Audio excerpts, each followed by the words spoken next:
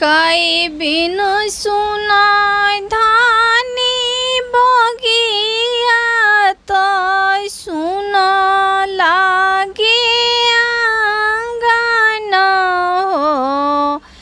काई बिन सुन धानी बगिया तो काई बिन आंगन हो।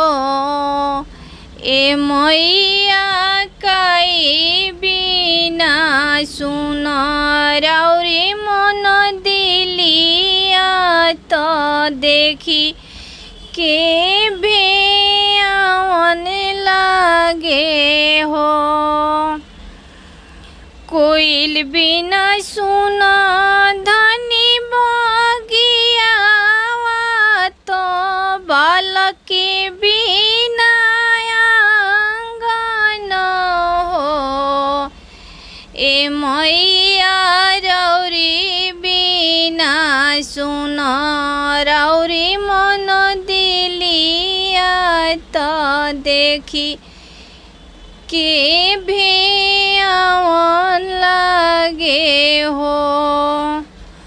कोइल बसी गईली धानी बगिया तो बालक खेले आंगन हो।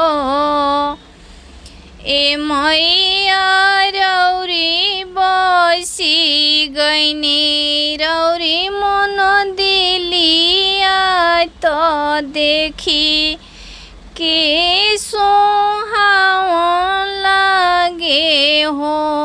ए मैया राउरी बसी गईनी अपना मंडकवा तो देखी के सोहावन लागे हो।